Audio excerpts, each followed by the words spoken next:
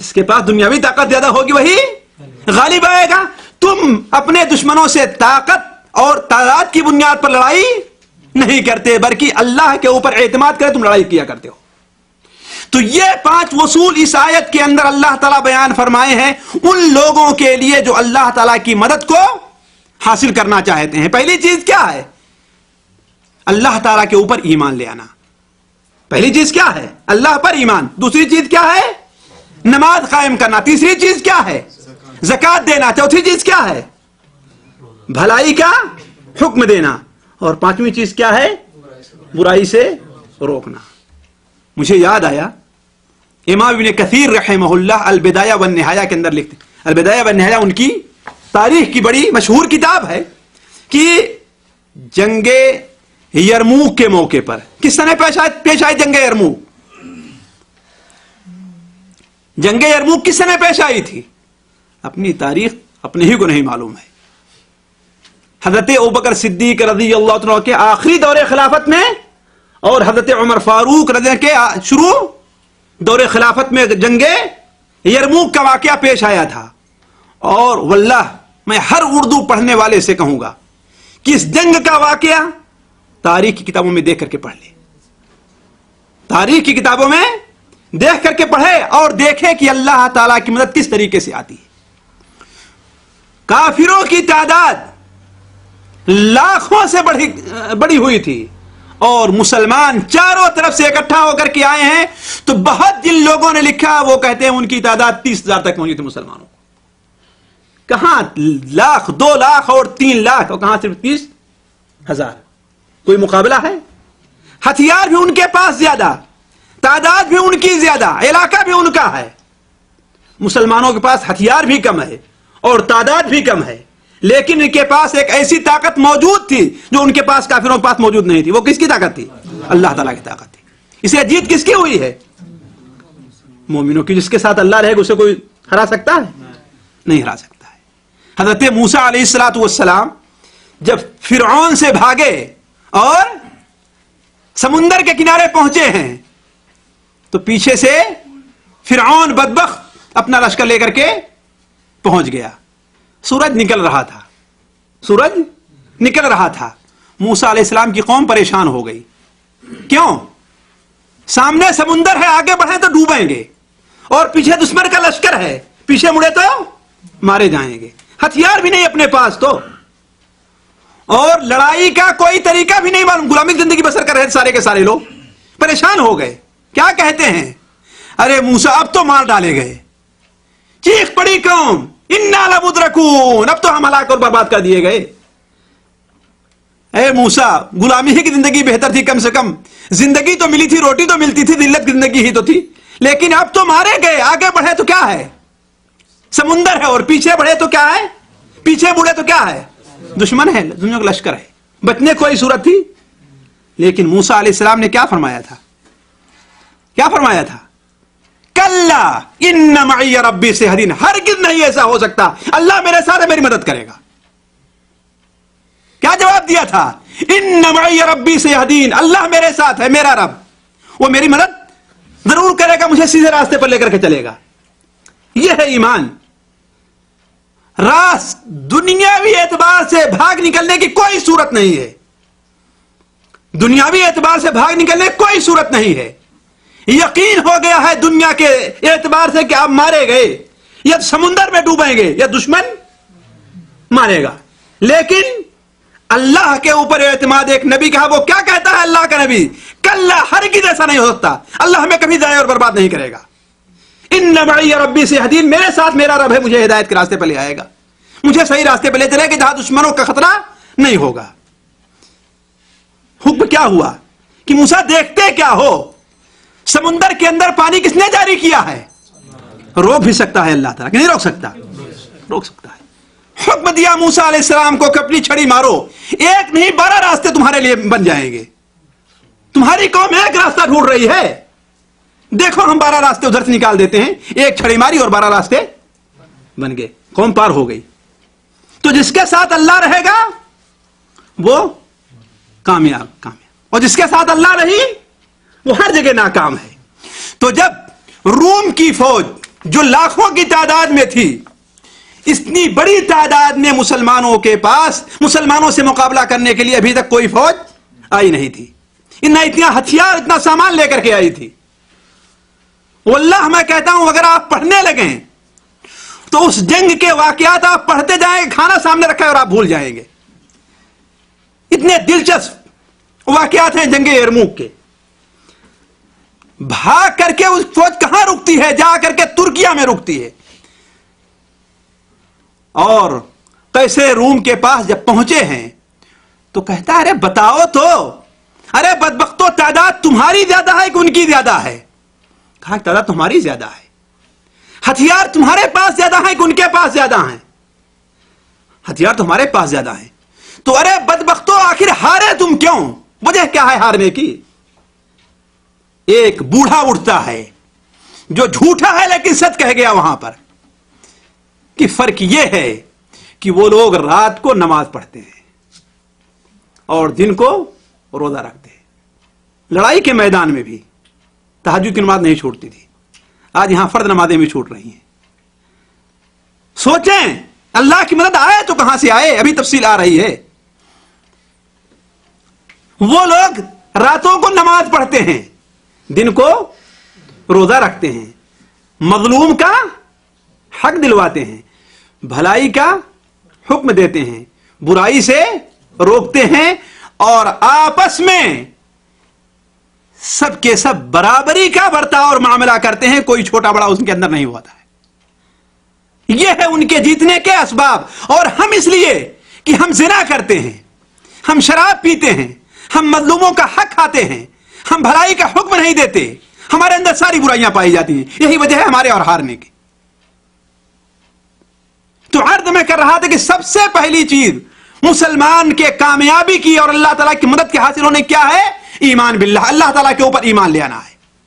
انہی لوگوں کو اللہ تبارک و تعالیٰ نے وعدہ کیا ہے کہ زمین کے اوپر متمکن کرے گا اور جگہ دے گا، زمین پر حکومت دے گا۔ وعد اللہ الذین آمنوا وعملوا الصالحات، وعد اللہ الذین آمنوا منکم وعملوا الصالحات لیستخلفنہم فی الارض کما استخلف الذین من قبلہم۔ اللہ تعالیٰ کا وعدہ ہے ان لوگوں سے جو ایمان لے آئے اور نیک عمل کیے ہیں تم لوگوں میں سے، کہ انہیں زمین کے اوپر اپنا خلیفہ بنائے گا، جس طریقے سے تم سے پہلے لوگوں کو اپنا خلیفہ بنا چکا ہے۔ یہ ہے سب سے پہلی چیز، اللہ تبارک و تعالیٰ کے اوپر ایمان لے آنا۔ تفصیل میں نہ جا کر کے میں آپ سے سوال کرتا ہوں کہ اچھا بتائیے اس شرط کو ہم نے کہاں تک پورا کیا ہے؟ پبلک کے اندر ہو یا کہ فوج کے اندر ہو؟ پبلک کے اعتبار سے دیکھیے اور فوج کے اعتبار سے دیکھیے، کیا ایمان کی، اللہ کے اوپر ایمان، اللہ کی کتابوں پر ایمان، اللہ کے رسولوں پر ایمان، تقدیر پر ایمان، آخرت پر ایمان، ان تمام چیزوں کو ہم نے پورا کیا ہے؟ کتنی قبریں ہیں آج جو پوجی جا رہی ہیں؟ یہ اللہ پر ایمان لانا ہے۔ کتنے مزارات ہیں جو پوجے جا رہے ہیں؟ آج اللہ پر ایمان لے آنا ہے۔ سوچیں کیا اس شرط کو ہم نے حکومت کے طور پر ہو تو آج بھی ہماری سب سے خطرناک جو فوج ہے وہ یہ علی کا نعرہ لے کر کے حملہ کرتی ہے۔ کیا نعرہ لگاتی ہے وہ؟ یا علی کا نعرہ لے کے حملہ کرتی ہے۔ یہ اللہ کی مدد حاصل کرنے کا سبب ہے؟ کبھی نہیں ہو سکتا ہے۔ وَلَا يَنْصُرَنَّ اللَّهُ مَن يَنْصُرُهُ، تم اللہ اس کی مدد کرے گا جو اللہ کی مدد کرے گا۔ اللہ پر ایمان لے آؤ، اللہ کے بتائے ہوئے چیزوں کے اوپر عمل کرو۔ دوسری چیز جو اللہ تعالیٰ کی مدد کا سبب بنتی ہے وہ کیا ہے؟ نماز ہے۔ بغیر نماز کو قائم کیے ہوئے اللہ کی مدد حاصل نہیں ہو سکتی۔ پہلے پارہ کے اندر چوتھے رکوع میں اللہ تعالیٰ کیا بیان فرماتا ہے؟ وَاسْتَعِينُوا بِالصَّبْرِ وَالصَّلَاةِ، صبر کر کے اور نماز پڑھ کر کے اللہ تعالیٰ کی مدد حاصل کرو۔ صبر کر کے اور نماز پڑھ کر کے اللہ تعالیٰ کی مدد حاصل کرو۔ آج ذرا سوچیں کہ نمازیوں کی تعداد، نمازیوں کی فیصد مسلمانوں میں کتنی زیادہ ہے؟ 5% ملے گی؟ 10% ملے گی؟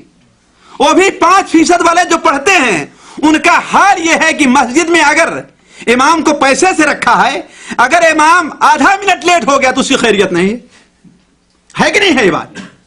اور اگر آدھا منٹ پہلے جماعت کھڑی کر دیا تو پھر اس کی خیریت نہیں ہے۔ کیوں؟ اس لیے کہ ایک رسم ادا کرنے آئے، نماز پڑھنے نہیں آئے. ایک رسم ادا کرنے آئے ہیں، نماز پڑھنے نہیں آئے. حضرت ابراہیم علیہ السلام کی ملت پر ہم اور آپ ہیں کہ نہیں ہیں؟ ان کی ملت کیا رہی ہے؟ نماز کے ذریعے اللہ تعالیٰ کی مدد حاصل کرنی رہی ہے.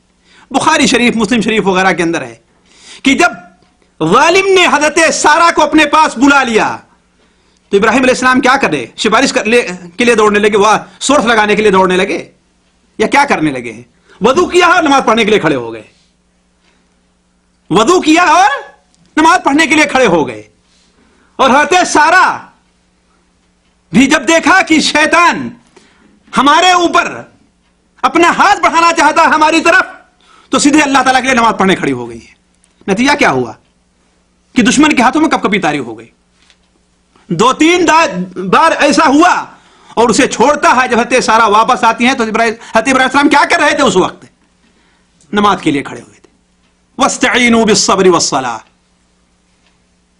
علامہ محمد بن نصر مروزی رحمہ اللہ لکھتے ہیں کہ اسلام کے اندر اللہ تعالیٰ کی مدد حاصل کرنے کا، اللہ تعالیٰ کے عذاب کے دور کرنے کا سب سے بڑا ذریعہ کیا ہے؟ نماز کا پڑھنا ہے. اسی لیے کوئی بھی مصیبت کا معاملہ پیش آئے تو اللہ تعالیٰ وہاں پر نماز کے لیے کا حکم دیا. مثال کے طور پر صلاۃ کسوف.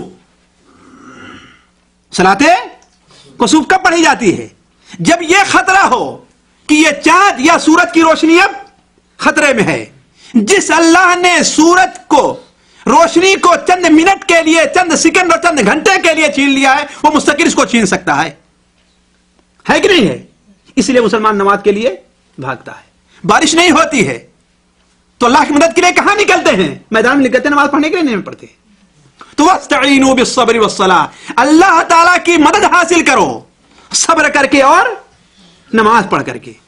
اسی لیے حضرت علی رضی اللہ تعالی عنہ کا بیان ہے تعظیم و قدر الصلاۃ کے اندر ہے کہ غزوہ بدر کے موقع پر سارے کے سارے ہم لوگ سو رہے تھے، صرف نبی صلی اللہ علیہ وسلم ایک بیری کے درخت کے نیچے کھڑے ہو کر کے اللہ تعالیٰ کی نماز کے سے سرگوشی کر رہے تو نماز پڑھ رہے تھے.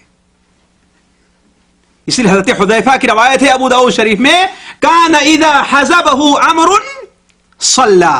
جب کوئی مصیبت پیش آتی تھی، کوئی مشکل گھڑی پیش آتی تھی، کسی کام کے اندر آپ پریشان ہوتے تھے تو آپ کیا کرتے تھے؟ نماز پڑھتے تھے. اور آج ہم چاہے ویسے نماز پڑھتے ہوں لیکن سر میں درد ہو گیا تو مسجد میں نہیں جاتے نماز پڑھنے کے لیے. ہم مصیبت آتی ہے تو نماز کو چھوڑ دیتے ہیں. ہوتا ہے کہ نہیں ہوتا ہے؟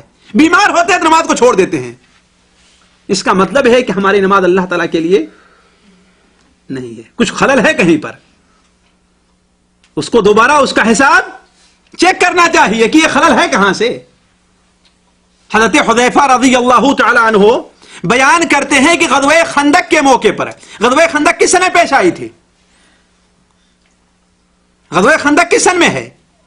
علی اختلاف الروایات 4 میں ہے، 5 میں ہے، 6 میں ہے کہ نہیں ہے؟ لیکن زیادہ صحیح ہے کہ 5 کے اندر پیش آئی تھی غزوہ خندق. مسلمانوں کی تعداد کتنی تھی غزوہ خندق میں؟ یہ اختبار ہے آپ لوگوں کو، بتائیے کتنی تھی مسلمانوں کی تعداد؟ باپ کا علم نہ بیٹے کو جو ازبر ہو تو پسر لائے کے میرا سے پدر کیوں کر ہو. ہے نہیں؟ یہی نہیں معلوم ہے تمہارے باپ دادا کیسے تھے. اور اگر ابھی پوچھا جائے کہ ہاں فلاں فلم کا ہیرو کون ہے، تمہارے خیال سے بہت سارے لوگ اس کو بتا دیں گے.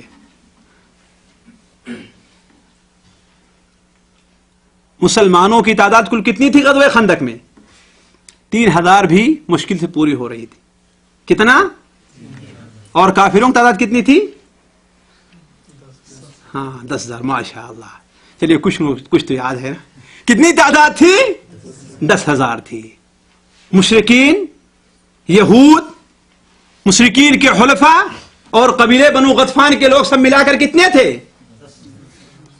بڑی مشکل گھڑی مسلمانوں پر پیش آئی تھی. حتیٰ کہ قرآن مجید میں کیا کہا ہے اللہ تعالیٰ نے؟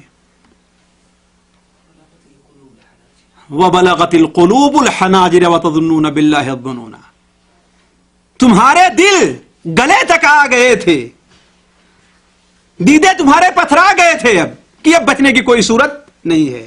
اور منافق کیا کہنے لگے کہ یہ دیکھو محمد، یہ نعوذ باللہ من ذالک خاکم بدہن نقل کفر کفر باشد، یہ محمد اب تک ہم سے کہتے تھے کہ کیسرا کا ملک اور اس کا خزانہ فتح کریں گے، آج حال یہ ہے ان کو پیشاب کرنے کا بھی موقع نہیں ہے، پیشاب کرنے جاتے ہیں پھر بھی ڈرتے ہیں. یہ منافقین کہنے لگے تھے نا، اس لیے